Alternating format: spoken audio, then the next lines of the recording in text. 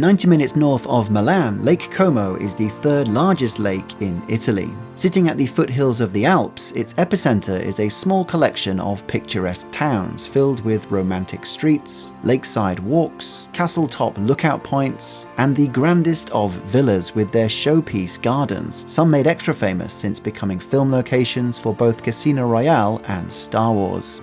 Mushed all together, it's where casual luxury meets everyday tourism, where private boat hires mingle with public ferry crossings, and it all still somehow works, fitting together with a distinguished yet accessible flair, one that you don't come across all too often. If you're new here, then welcome. We make travel movies from around the world, hoping you might just find your next holiday inspiration. This is Suitcase Monkey, with a relaxing 3 days around Lake Como, Italy.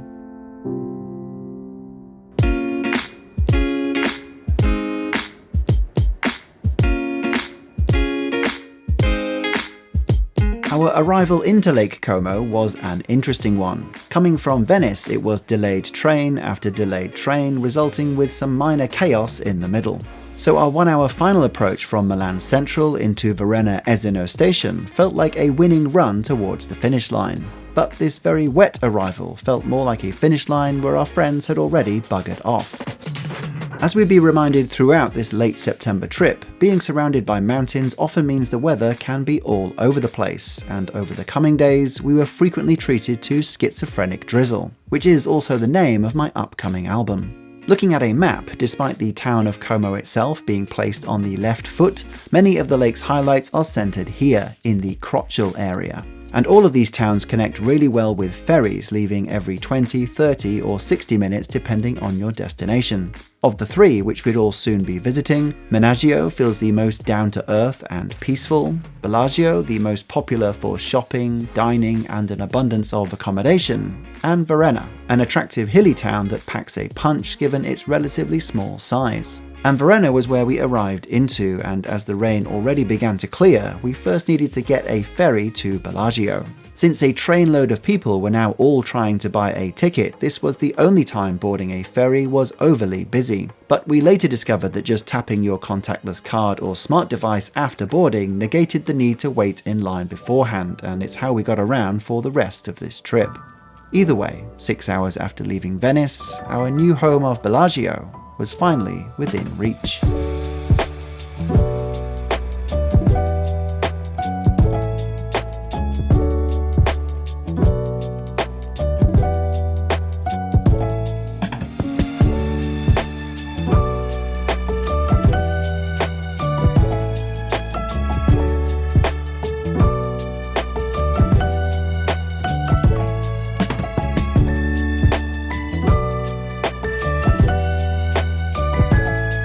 Known as the Pearl of Lake Como and the original themed inspiration behind the Vegas casino, Bellagio has been known as a holiday destination going all the way back to the 1st century. But it was the 17 and 1800s where it really got put onto the map, following the trend of expansive villas and landscape gardens. Poets, artists, the aristocracy would all soon follow, culminating in my arrival, and to much delight of no one.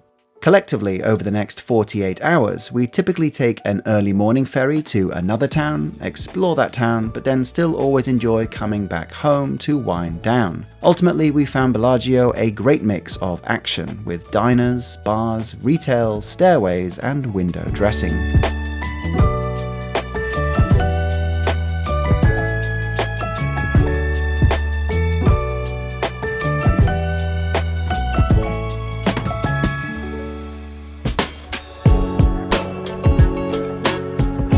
Our apartment was a 10-minute walk from the town centre. Perched on the side of one of many elevation points, its lookouts never got old and were a highlight each morning. As usual, all locations featured in this video, such as restaurants, attractions, and our apartment, are linked in the description below, or via the QR code.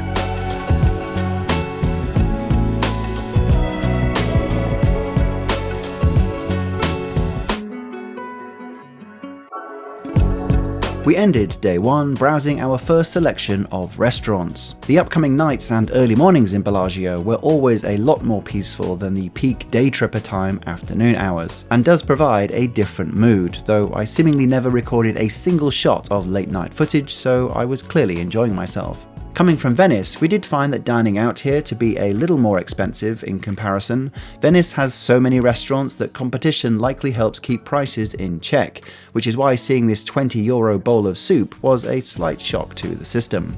Tomorrow would be our first full day of sightseeing, and we'd be heading back to Varenna to explore its most famous garden villa, a hilltop castle that was well worth the climb, and a surprising breakfast that can make you feel like a Disney princess. Before we continue with more from Lake Como, I want to rewind to our arrival. When booking a holiday to anywhere, the large upfront cost of the flight itself can put pressures on your spending. So for the times you're unable to commit to such a large cost so far in advance, Pay Later Travel, the sponsor for this portion of the video, is a great way to get you where you want to go whilst managing your holiday budget. Pay Later Travel lets you find your flights as usual, but then both lock in the price and save a seat for you with whatever deposit suits you at the time. This means you can't get stung by airline price hikes or a lack of availability, whilst breaking down costs to a more manageable payment schedule over the weeks or months before takeoff. The total price shown to you at the time of the booking is the final price, so there's no added interest from what you originally commit to. And once that final payment is made, your tickets are sent to you as normal and you can enjoy your holiday having paid everything off already. There's no impact on your credit score or credit checks, no early repayment fees, and a great Trustpilot score from thousands of customer reviews. To learn more, visit paylatertravel.com using code Suitcase to get a $25 discount and lock in your next holiday destination.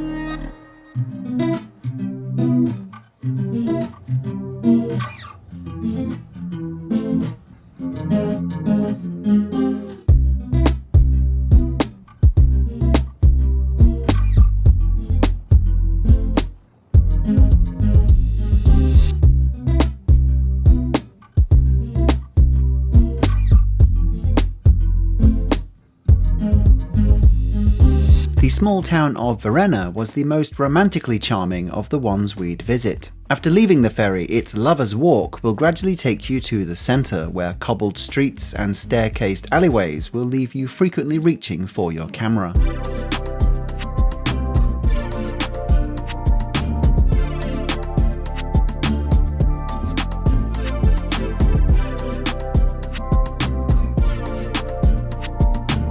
This is a small town though, and often has you walking up steep roads, so always check for ease of access with any potential accommodation you might find here.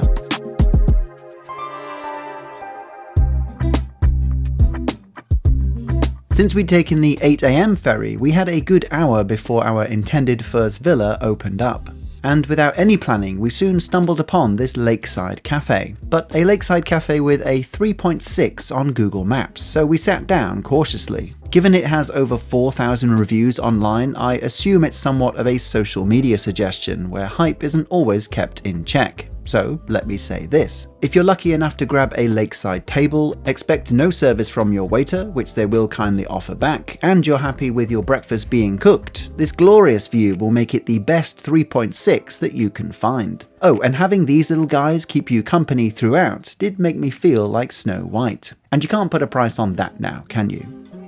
One of the few things we did pre-book ahead for though was the Villa Monastero, the most popular attraction in Varenna. Once a women's monastery built at the end of the 12th century, numerous owners and renovations has turned it into a popular estate with gardens to explore. Compared to the Villa del Balbianello, which we'd be visiting on our last day, this was more of a botanical garden, and with over 900 plant species to be found, we spent a good hour wandering around its ornate pathways overlooking the lake.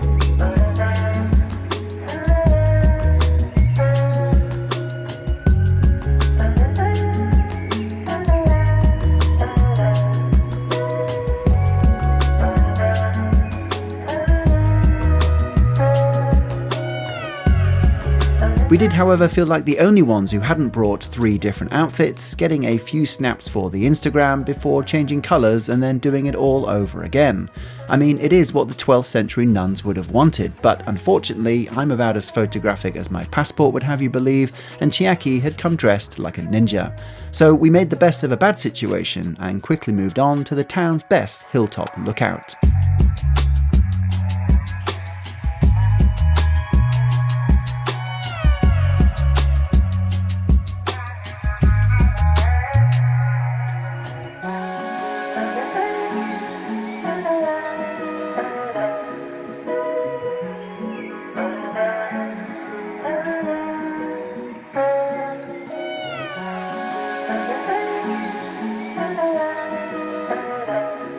Built more than 1,000 years ago, the Vezio Castle stood to defend the lake and Varenna from its surrounding villages. Today, although its panoramas are the easy highlight, the castle itself is an interesting collection of stories, relics and remains.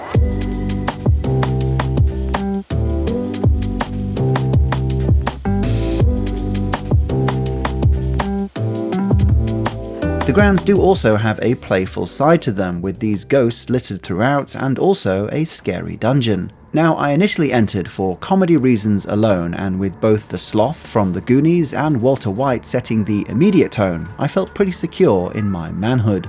But I must admit, the deeper I went, the tighter I clenched my bottom.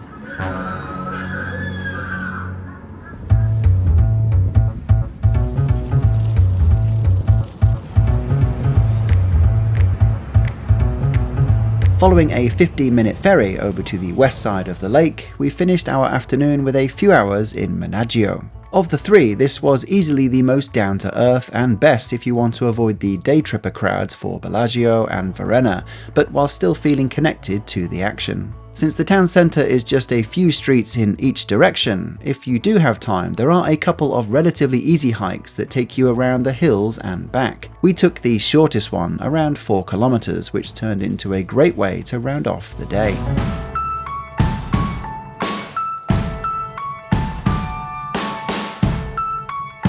Tomorrow would be our final full day, and we'd be going out with a bang, visiting Como's most popular villa and taking one final lake cruise to give us some serious home envy.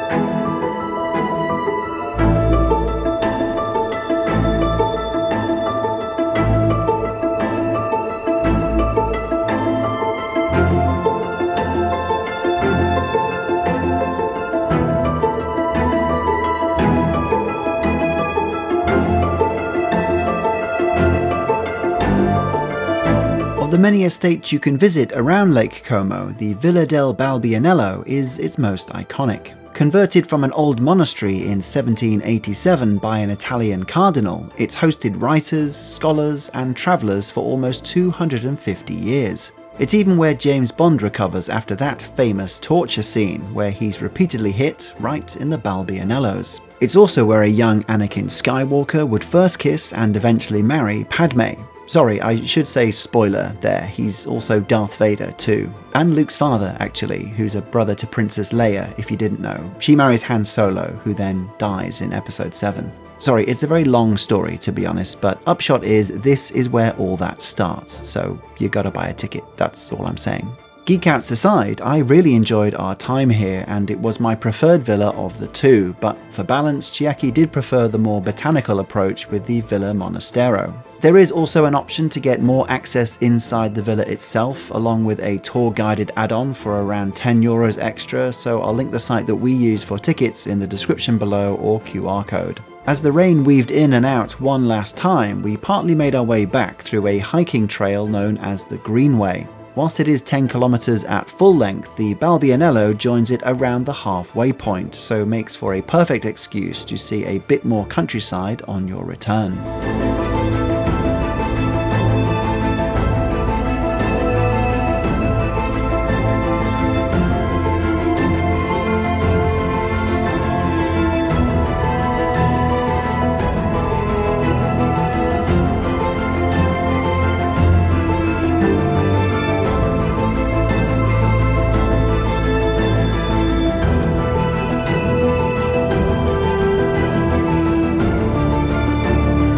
We ended our time in Lake Como by doing the one thing we hadn't yet taken advantage of. With the weather literally showing us 2 forecasts right in front of us, we took a dive and booked this late afternoon cruise, which for 90 minutes is the best way to get up close to the dozens of impressive lakeside villas. Which, speaking for myself, will make you question why you've chosen to live your life in a tiny London flat.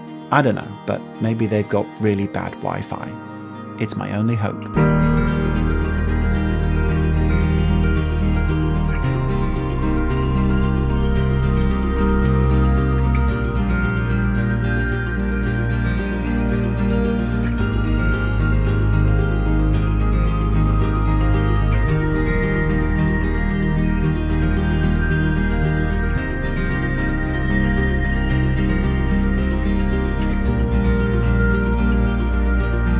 If you haven't already seen our 3 days in Venice that preceded this trip, now is the perfect opportunity to do so.